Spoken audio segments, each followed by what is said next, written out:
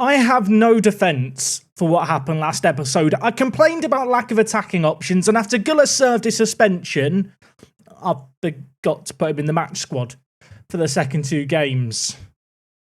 Yeah, not ideal. What has been slightly more ideal, though, is our recent form, and the fact we're back today for the Carabao Cup final, because the second leg against Man City, I figured we've played a lot of Man City lately. I'll do it off camera. We beat them 2-0 at home, of course, 0-0 after the first leg. I feel like we did match up against them really well last time out. Ruben Diaz, questionable defending there. Nice finish by Ferguson.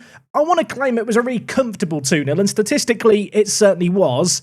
It took a while for us to get our goals. Now, of course, last episode, Enzo Fernandez departed the club, leaving for Bayern Munich, sold for a grand total of £66 million. A little bit of money to reinvest. If I go to the finances screen, there's still some transfer budget left over, but it's less than it was before. And the reason for that is because I've gone out and signed a player that I know a load of you will have used, and some people will accuse it of being a boring signing.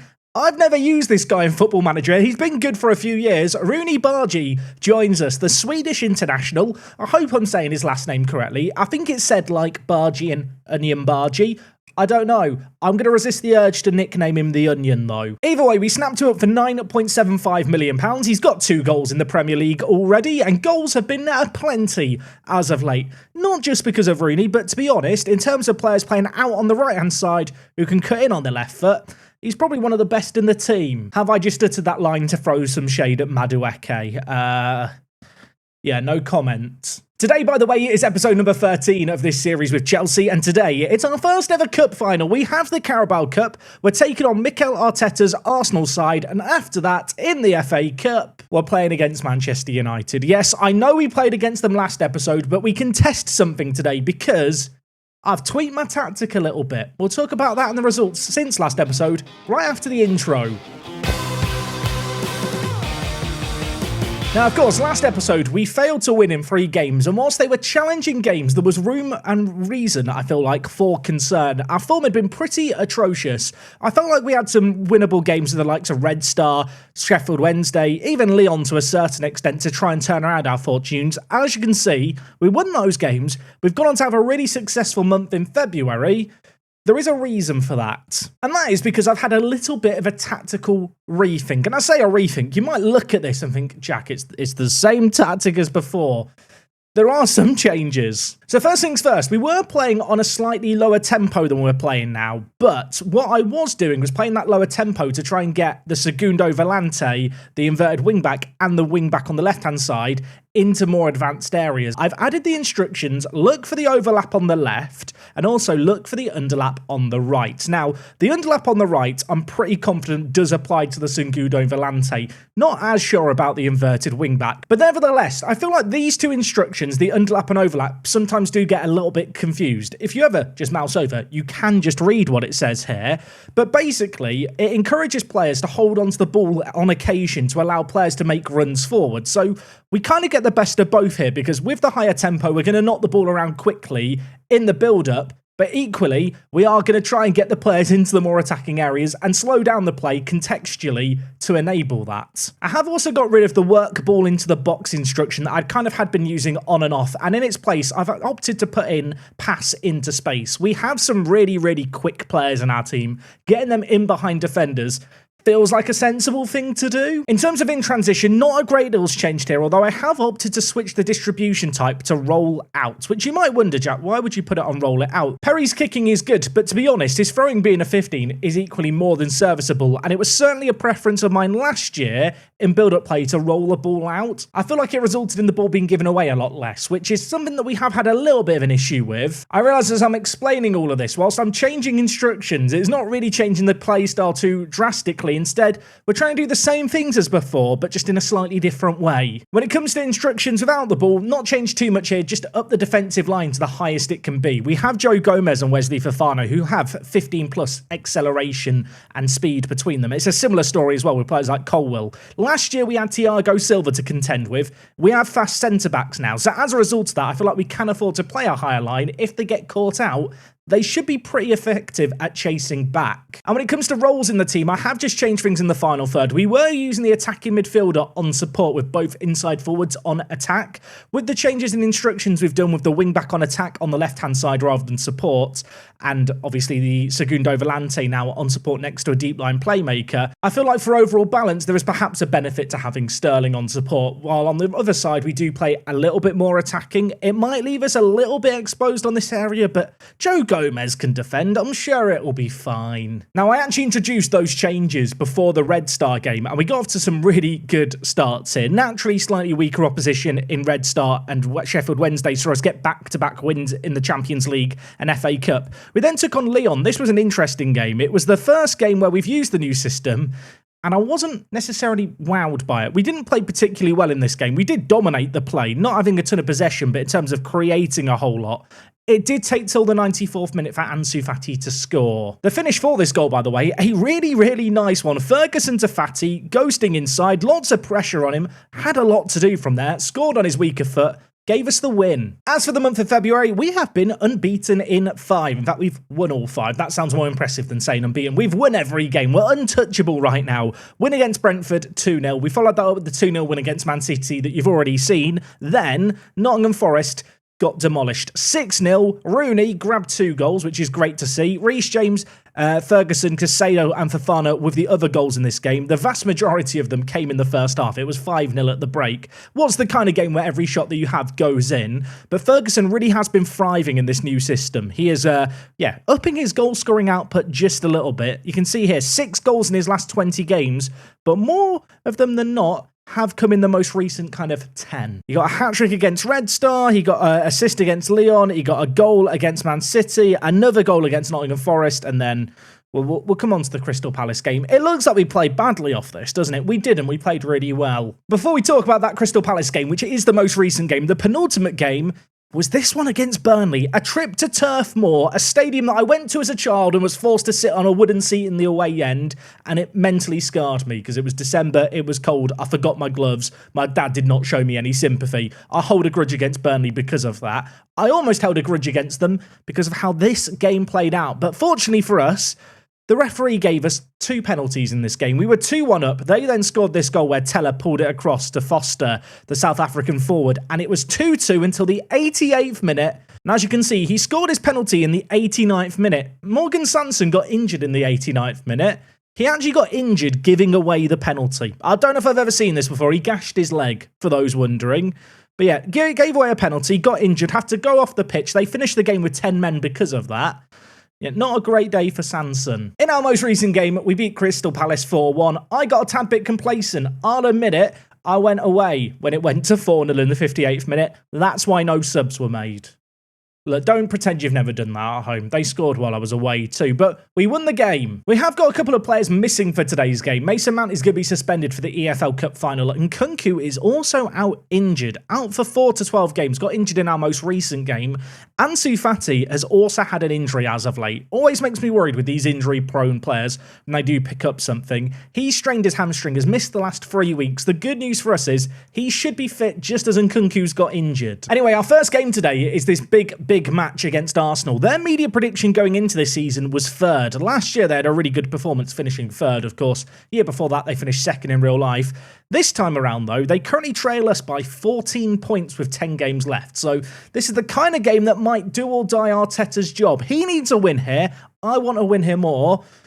I hope we can get some silverware. So Ansu Fati did do a fitness test ahead of this game, or rather, he didn't need to do a fitness test. Why does it say fitness test and then you mouse over it says wasn't required? No idea. He's not had to do a fitness test. He's passed one, kind of.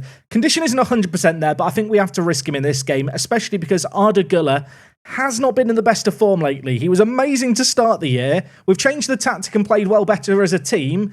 Maybe this guy's been a slight victim of that. Elsewhere in the team, Mason Mount is out for the game, so Yuri Tielemans is going to hold down the deep line playmaker spot in the team with Caicedo playing as a Segundo Volante. Recently, with the change in system, I have been experimenting with Caicedo here, playing as a deep line playmaker. It's actually a role that suits him reasonably well. He ticks the boxes for it, but unfortunately for us, with Mount out, Tielemans comes in, and this guy's literally the deep line playmaker player. If the deep line playmaker role didn't exist, I'm not sure he'd be a footballer. There was a little bit of a decision to be made out on the right-hand side. I've opted to go with Victor Roque. The other man who could have come in would have been Rooney. You can see, obviously, he's had a good start to his time at the club. But if we look at Victor Roque here, he's actually put in some of his best performances out on the right-hand side, despite the fact he's right-footed. So he's been in good form lately. He played amazingly against Crystal Palace, where he did get a goal and an assist. For that reason, he starts. He earned that start in that match. So we have been on a really good run of form lately. I've bigged us up. We've played amazing and have won, I think, our last 7 or 8 games in a row.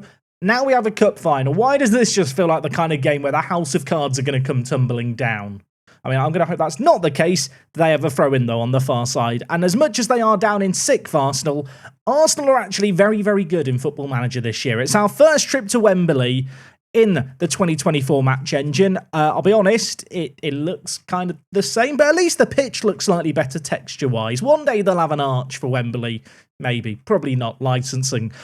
Let's focus on the game, Jack. Tielemans is here, number 32. He's switching it wide to Victor Roque. He is, I feel like, going to be the player under the microscope a little bit. If there was one player who's maybe a dubious selection, he would be the man. But he played amazing in our most recent game. I trust him. And I also trust Raheem the Dream. 14th goal of the season. 5 minutes in, we take the lead already. I'm not actually sure what Arsenal were doing here from a defensive point of view. I mean, Chilwell is kind of on the overlap here, and I feel like that maybe just distracts Ben White slightly. No one comes over to deal with Sterling. He's left open, and it's a confident finish at the end of it. Reece James, throw in. Victor Roque, Caicedo. Could we get another? It'd be twice as nice. Tielemans pulling the strings, dinks it to Chilwell. Now on the attack duty, does get forward a little bit more as a result of that. And right now we're pinning Arsenal in. Chilwell could take it on his weaker foot, does take it on his weaker foot.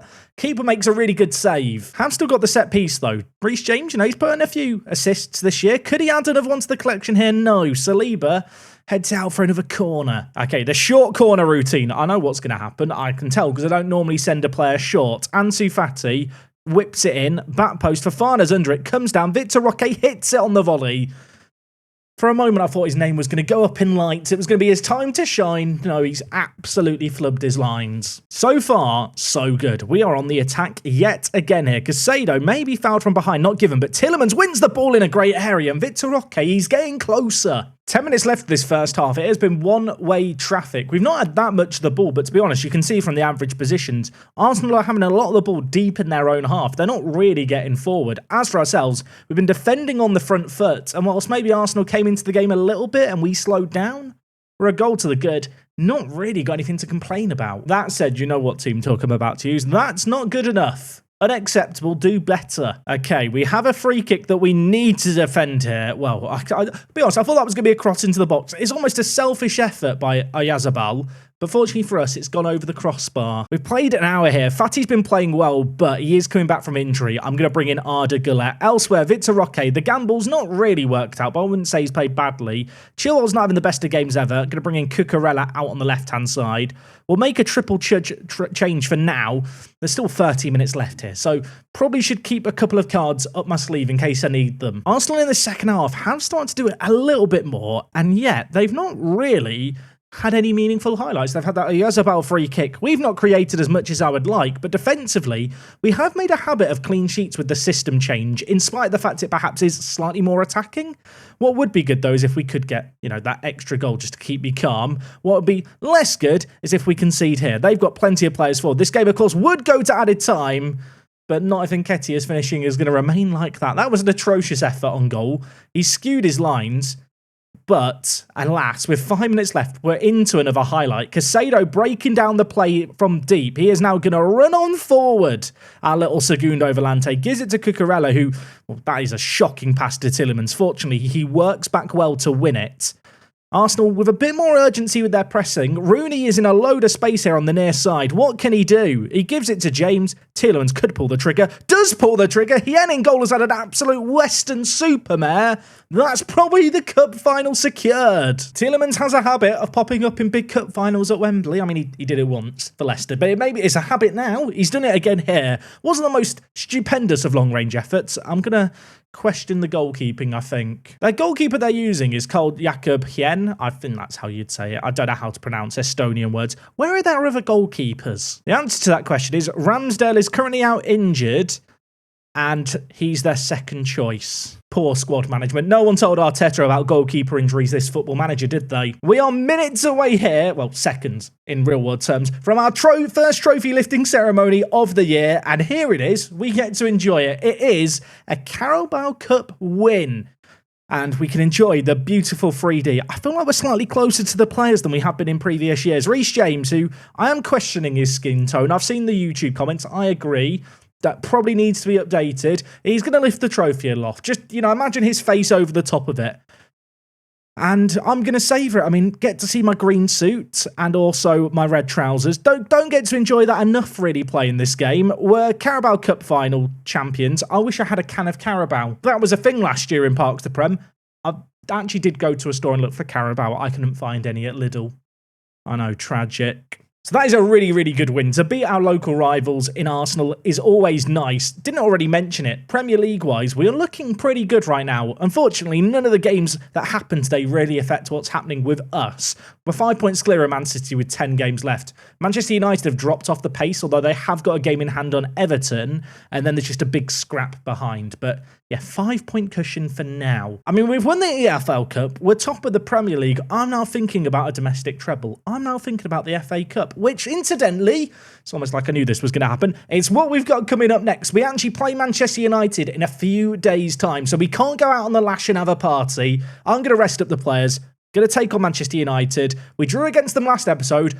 I'd love to beat them in this one. Okay, game number 2, we're taking on Manchester United. At the same time this game's happening, there's actually, I believe, some Champions League knockout games going on, which will determine who we play in the knockout stages. Right now, you can see here, actually, it's Barcelona and Hoffenheim, Leipzig and Lyon playing. They're the final games to be played of this stage of the competition. I realise I didn't really brag about it. Top of the group stage, unbeaten as well. 4 points clear of Inter. Yeah, we played really well. I mean, look at the teams we beat. Only 1 clean sheet to tad concerning. But yeah, of teams in this current round, Lazio made it through against Besiktas, PSG made it through. Bit of a surprise to see Arsenal knocked out by Nice. Elsewhere, Feyenoord knocked out. I was really hoping Manchester City would be knocked out by Monaco.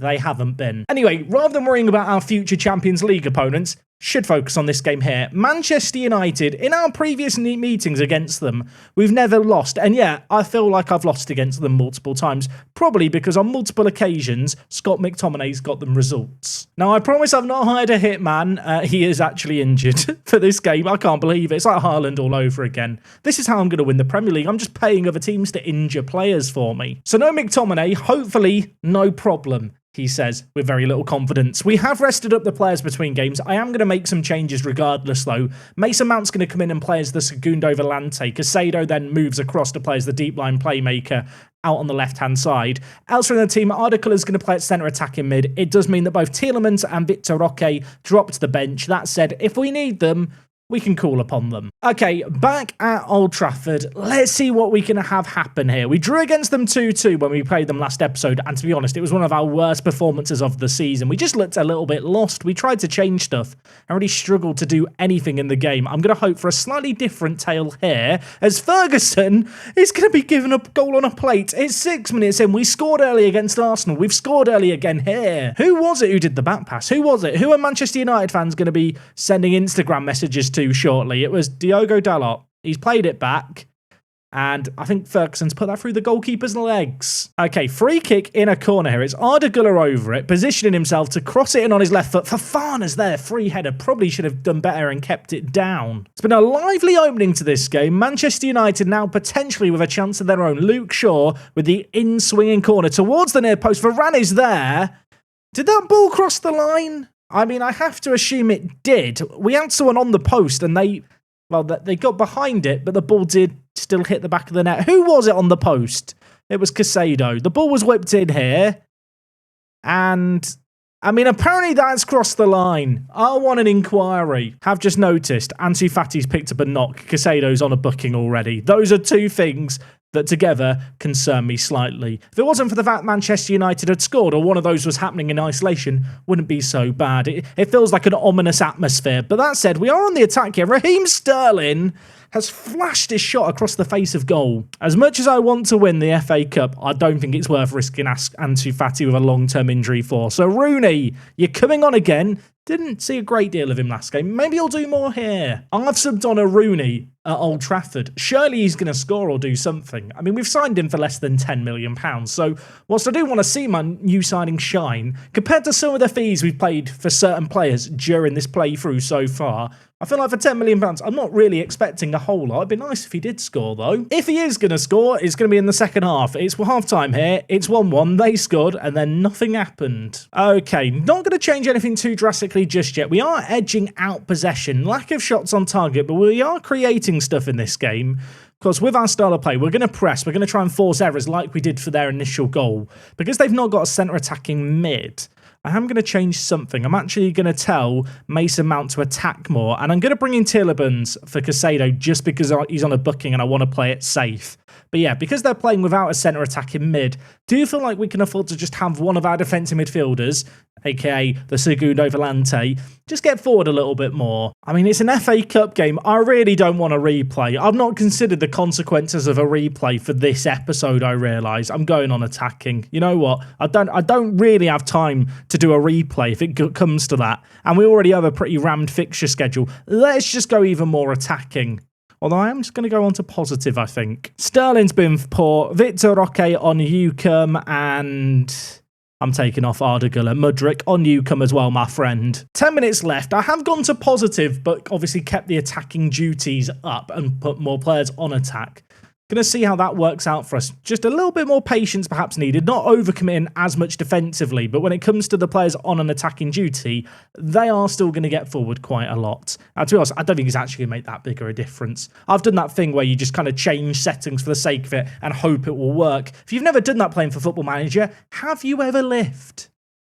The answer's no, just like Anthony has never scored. That was an awful attempt of a finish. They probably should have scored there.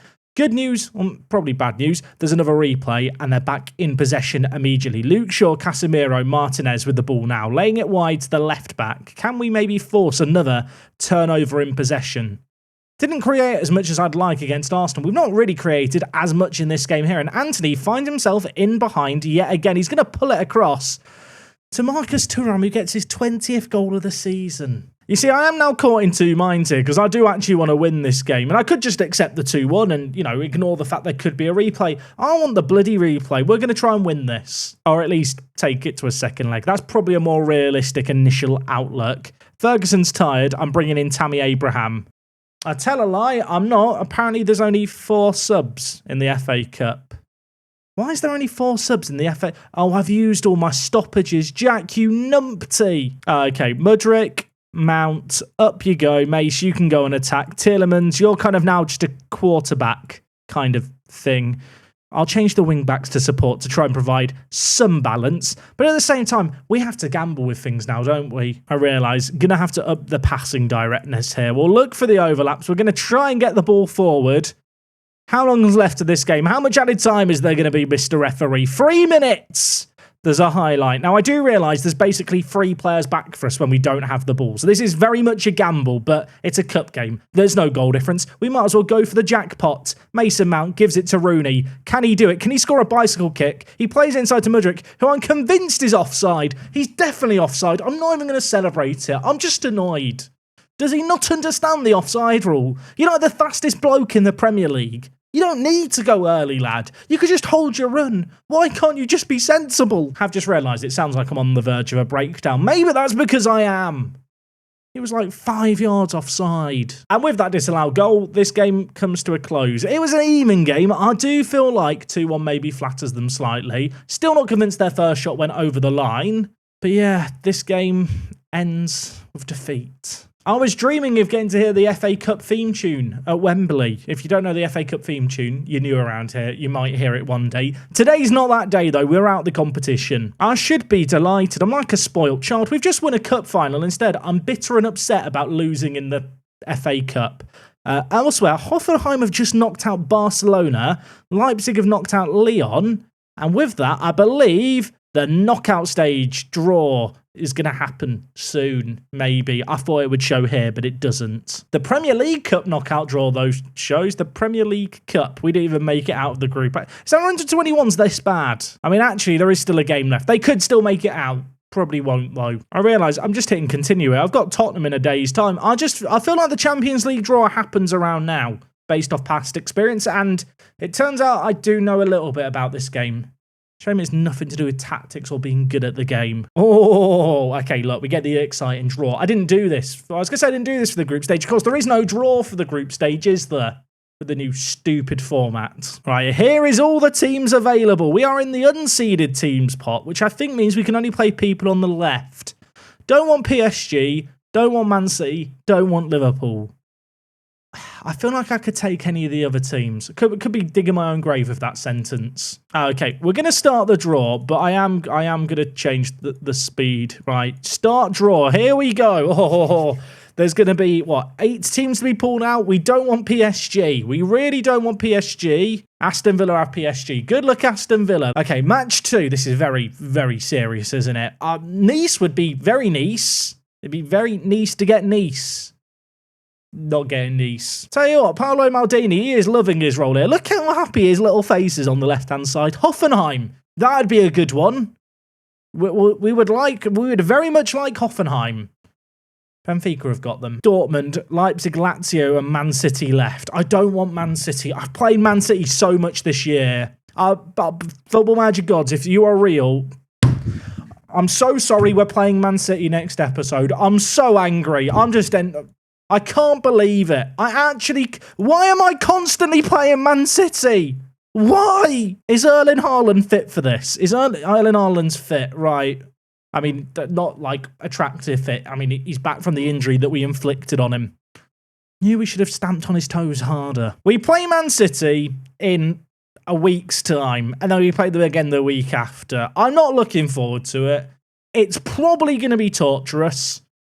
And I'm sorry that we have to do it together. Christ, that sounds like my opening for most dates I go on, doesn't it? Hopefully you're looking forward to my pain and suffering tomorrow. I'm sorry we're playing Man City again. Genuinely, it's absolutely madness. They are just a big rival, I feel like, of this save game at this point. We're taking on the Bold Fraud. Same time and place. If you've enjoyed today's video, do drop a like on things. It does help out the videos. Been really nice seeing some, really supportive comments. People really enjoying this beta Let's Play. I know that big team saves aren't for everyone, but I'd like to think at least with some of the stuff we're doing here, I do bring a bit of my own vavavum, my own pizzazz. I don't know where I'm going with it. A bit of showmanship or something. Definitely not showmanship. That's not the right word. Right, I'm just waffling now. We'll end things here. Editing Jack, cut me off. I'll see you tomorrow. Man City again. I'm out. I'll talk to you in a bit.